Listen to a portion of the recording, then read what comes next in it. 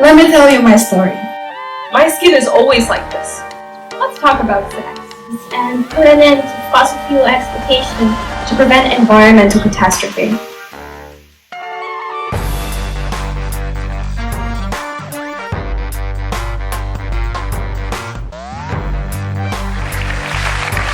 What is culture?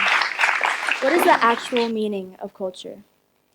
Living here in Bali, it's a word we most likely hear on a daily basis. Bali is so full of culture, or there is so much culture here. But do we really understand the meaning, or has the definition of culture been lost under the many ways we've tossed the word around? According to tamu.edu, the definition of culture means culture is the systems of knowledge shared by a relatively large group of people. Easy enough to understand, but what does this really mean? What does this knowledge contain that is shared by this large group of people? What I think it misses out on stating is that culture is our beliefs, our values, our traditions, religions, concepts, and experiences passed down from generation to generation. Culture can mean so much for so many and is completely diverse. It's the lullabies we sing to our kids in our native language, the dances we watched growing up, the clothes and jewels draped upon us on those special occasions. It's the music we blast in our rooms, the colorful food, it's the music we blast in our rooms, the colorful variety of foods and flavors shared amongst family and friends at a casual barbecue, or a wedding, or a funeral. It's the way we welcome a new life into our community, or the way we grieve the loss of one. For some of us of mixed cultures, it's being translators for aunts and uncles, nieces and nephews at a family gathering. It's the many ways in which we live our lives. These are what I believe are the very roots of what we call culture. How many feel that they can relate to these experiences or have been under similar circumstances? I can say many of these experiences have been present in my life, being a child of two nationalities. Now, from the amount of hands that came up, I can say it is also quite parallel to the research I have done on mixed cultural people today and how much it's increased from past previous years. Now, from the research I have done and from the response to my question, it really makes me wonder, is cultural sustainability a realistic goal? Is cultural sustainability a realistic goal? I guess many of you are now wondering what really is cultural sustainability. I myself was wondering what the subject was about when I was first introduced to it. Cultural sustainability means the idea of sustaining a culture for the way it is for generations to come, to preserve and maintain certain traditions and beliefs and other aspects of cultures, as well as the lifestyle a certain culture entails for the people of the coming years. Now, with this idea and definition, I had no doubt that this was a realistic goal. I mean, aren't we already living in a world where we are sustaining our cultures? Look at Bali, for example. It was also quite scary to think of a place where we weren't sustaining our cultures. I didn't want to think of a place where I wouldn't be handing down the traditions and beliefs of my mothers from her mothers to my daughter. But this was completely beside the point. I was looking at this idea in a perspective that did not take reality into consideration. What I came to remember was that cultures have many aspects, just like I had mentioned before, and that I was only thinking of traditions, passing down and retaining traditions. I wasn't looking at cultures as a whole, only the traditions. Now, with this idea of cultures as a whole and the definition I had earlier, I came to the understanding that it was a completely unrealistic goal to think that cultures can be maintained through generations and generations without a change to them at all. Because cultures, by their very nature, are completely dynamic and always evolving. It was hard for me to grasp this idea, to think that cultures aren't just about our traditions or beliefs, and that it is the sum of its parts. Whilst there are some that can remain static, there are others that by their very nature, cannot. Knowledge, for example. We are constantly losing and gaining knowledge through generations. And as our knowledge changes, so must our beliefs. What I'm trying to say here is that cultures have many separate aspects to them, and that what makes and defines a culture are these separate aspects together, combined. Which is why when looking at the question, is cultural sustainability a realistic goal, I had to take a step back and look at culture. Culture by its very definition. You can look at it this way. To make a cake, you need your main ingredients. Now, these main ingredients are usually flour, eggs, milk, and sugar. Now, to create a culture, you also need your main ingredients. These being your flour, the traditions, the eggs, experiences, the milk, beliefs and stories, and sugar, values. Now, to make a cake, you'll always have these main ingredients. The taste and texture may be ever-changing, but depending on other minor ingredients. However, the main ingredients are always there and are always required. Cultures work in such a similar way, and the proof of this is everywhere around us. Look at America, Australia, Europe, countries completely full of diversity, of people, religions, cultures, but despite being so diverse, they have been able to keep their values and ideals intact over a long time, and to still be acknowledged today. Now, I'm guessing with this example, some of you are now thinking, what is the point of this? She's completely contradicting herself, mentioning cultures that can be retained over time.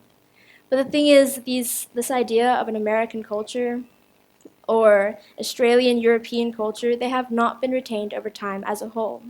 And this is the point that I had completely missed out on.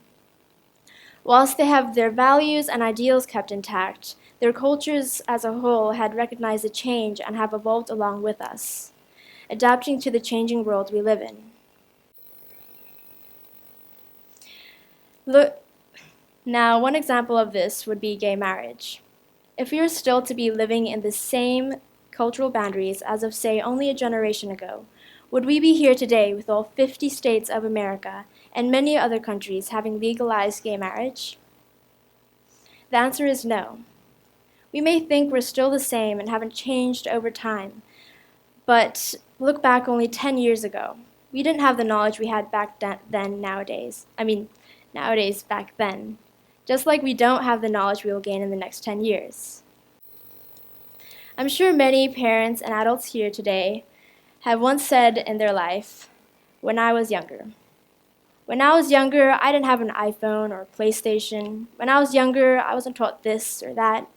Isn't the fact that we're already comparing the differences of our parents' childhood and comparing it to our childhood of the kids today evidence that there is a difference with how we're all raised, on how we're all living in such different times with different understandings of concepts and ideas?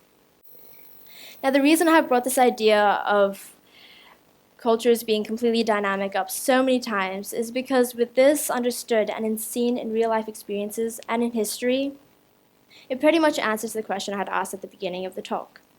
Is cultural sustainability a realistic goal? Think back to the cake metaphor, the examples of changes over time and cultures evolving with us, and the example of gay marriage. They are all supporting the fact that it is inevitable that cultures are completely dynamic, and that an idea of retaining a culture for the way it is now is not entirely possible. Now, with all of this new information, I didn't entirely know where to go with my question. I didn't think I had discovered anything, or anything so profound. So, I had changed my whole idea and outlook on cultures evolving with time, but I didn't think I had discovered anything so amazing, or anything that I could teach people or have people see in a new light. So I looked into other options of sustainability within the idea of cultures, more realistic ideas. And the idea of cultural unification came up. This idea was more so a theory my father and I had thought up during a discussion on cultures, the United Nations, unifying cultures, Of course, this was just on another light morning drive to school. So, what is this theory? The theory we had come up with was that by people acknowledging what is already happening today, as well as people with this generation, such as this generation, becoming much more aware of other cultures and different surroundings, and people of today not coming from one place anymore, but originating from all over the place, a heritage of complete diversity. With this idea, we can become much more unified with a one unified culture. Now, some people hearing this may think, so a theory of everyone being completely the same? No, not at all. It's the idea that people have a culture that can be acknowledged by all places and spaces in the world, sharing what they know within this culture to give it a platform of acknowledgement on a higher level that reaches out to everyone. So the idea is that we have a culture that is always evolving, just like we are already, but is also much more unified, sharing and caring for all aspects of cultures around the world. But also for them to have this unified cultural platform, but live within a community where they understand the importance of certain aspects that they need to keep. The evidence that this idea could work is right here. It's among my generation, among the people in this room, with those that are of multiple nationalities and those that have spent their lives in places removed from their inherited heritage, in places different to what their bloodlines tell them they are from. It's with these generations, you, the audience, that this idea of unifying cultures is possible, as we are already living it. Take me, for example. I was born, despite being just born in Indonesia and Jakarta, up until around the age of 10, being half Indonesian, half Australian, I didn't recognize myself fully and would always state that I was just Australian. I now understand the complexities of the cultures that guide me. My father is Australian, which is Australian culture. He was born in the outback culture, and has lived more than half his life in Indonesia, Indonesian culture. Now my mother is Indonesian culture, is of Sabonese descent, Sabonese culture, and was born on the island of Sumba, Sumbinese culture. Now my friends are from America, Russia, South America, France, India, Korea, and so many other places. So what is my culture? And what is yours? Thank you.